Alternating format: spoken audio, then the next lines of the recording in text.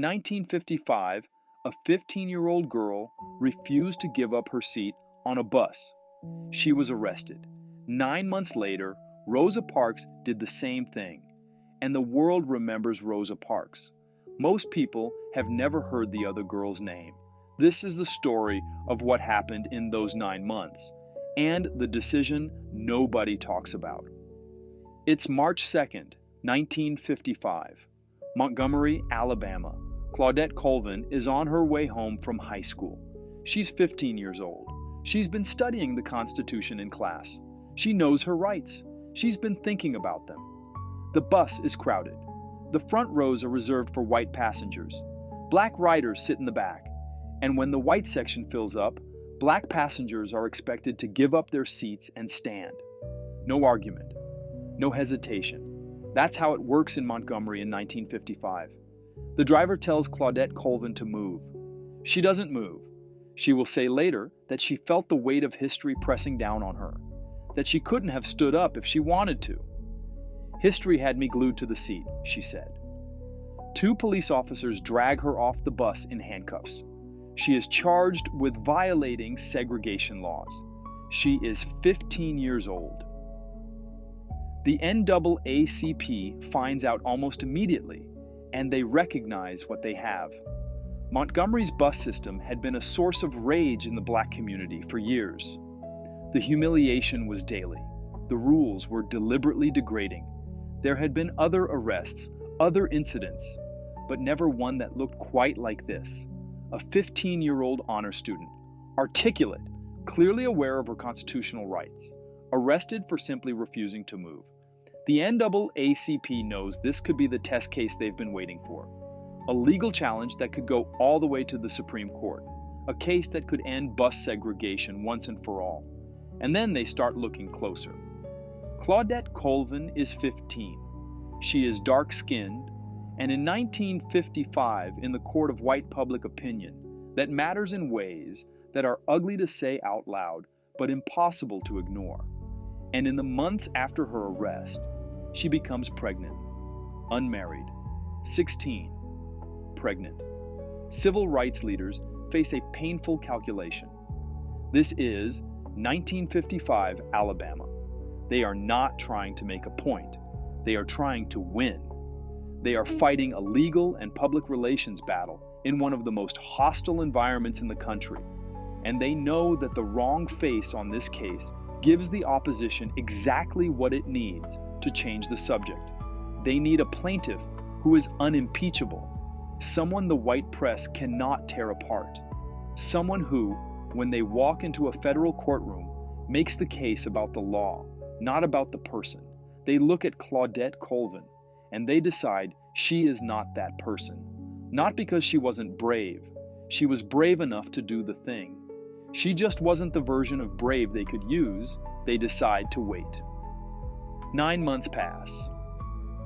On December 1st, 1955, Rosa Parks boards a Montgomery city bus after a long day of work. Rosa Parks is 42 years old. She is the secretary of the Montgomery chapter of the NAACP. She is composed, dignified, impeccably presented. She has spent years working inside the civil rights organization. She is everything the leadership had been looking for. When the driver tells her to give up her seat, she refuses. She is arrested. 4 days later, the Montgomery Bus Boycott begins. 381 days. 50,000 black residents of Montgomery refuse to ride the buses. They walk. They carpool. They endure. The bus system loses so much money, it nearly collapses. And on November 13th, 1956, the Supreme Court rules. Segregation on public buses is unconstitutional. They win. Rosa Parks becomes one of the most recognized faces of the civil rights movement, an icon, a symbol of quiet, dignified resistance. It worked. Everything they calculated, everything they planned, everything they waited 9 months for, it worked. Claudette Colvin moved to New York. She found work as a nurse's aide. She raised her son. She lived a quiet life. The movement she helped ignite went on without her name attached to it. Decades passed. In 2009, 54 years after her arrest, a book finally told her story. It won the National Book Award. In 2021, at 81 years old, Claudette Colvin petitioned to have her 1955 arrest expunged from the record. The judge granted it. On January 13, 2026, Claudette Colvin died. She was 86 years old. Here is what we know for certain. Claudette Colvin was arrested 9 months before Rosa Parks. That is documented. The NAACP made a deliberate decision not to use her case. That is documented. Rosa Parks was not chosen by accident. Civil rights leaders believed she was the strongest possible person to carry the movement's case into public view. That is documented.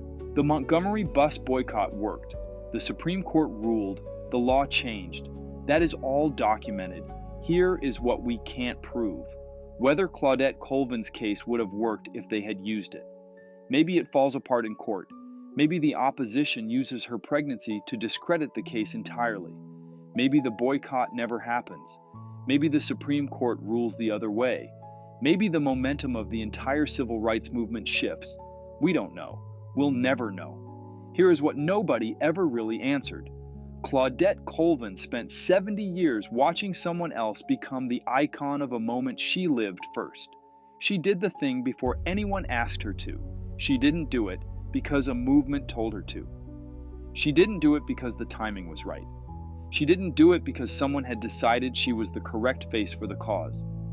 She did it because she was 15 years old and she knew her rights and she couldn't make herself stand up. History doesn't remember the bravest. It remembers the most useful, and that's the part that should keep you up at night.